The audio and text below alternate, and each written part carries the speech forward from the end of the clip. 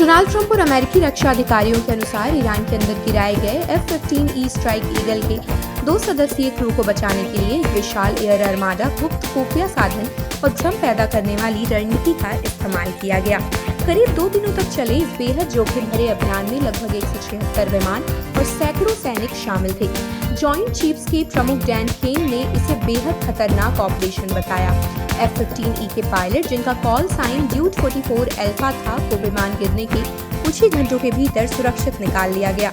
अमेरिकी रक्षा मंत्री Pete Hegseth ने कहा कि अमेरिकी सेना ने दिन के उजाले में कई घंटों तक ईरान के ऊपर उड़ान भरी, लेकिन ईरान की ओर से कोई खास प्रतिक्रिया नहीं हुई। दूसरे सदस्य यानी weapon system officer WSO duet 44 Bravo को लगभग 2 दिन बाद बचाया गया। उन्हें पहाड़ी इलाके में लंबे और जटिल सर्च ऑपरेशन के बाद खोजा गया। ट्रंप के अनुसार इस मिशन में हेलीकॉप्टर, लड़ाकू विमान और ईंधन भरने वाले विमान गहरे ईरानी हवाई क्षेत्र में दाखिल हुए, घंटों तक नीचे उड़ान भरते रहे और कई बार भारी गोलीबारी का सामना भी किया। उन्होंने इस महंगे फाइटर जेट के गिराए जाने को किस्मत का खेल बताया और कहा कि जैसे कभी दुश्मन को मौका मिल जाता है, वैसे ही अमेरिका भी अपने मौके बनाता है।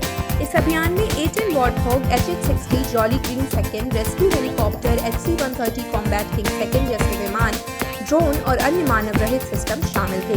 कुछ विमानों को दुश्मन की गोलीबारी में नुकसान भी हुआ। दूसरे अधिकारी की तलाश बेहद चैलेंजिंग रही।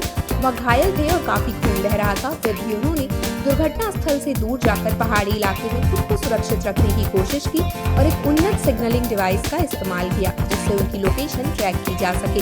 इस पूरे ऑपरेशन में भ्रम फैलाने की रणनीति अहम रही। ट्रंप के अनुसार केवल WSO को निकालने के लिए ही 155 विमान लगाए गए। कई लैंडिंग साइट्स तैयार की गई, लेकिन असली ऑपरेशन सिर्फ एक जगह पर हुआ।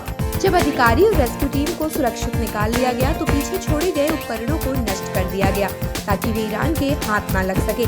ट्रंप ने इसे एक ऐतिहासिक बचाव अभियान बताते हुए कहा कि अमेरिकी सेना ने सही जगह पर पहुंचकर दुश्मन का सामना किया, फंसे हुए अधिकारी को सुरक्षित निकाला, खतरों को खत्म किया और फिर ईरान की सीमा से बाहर निकल आई।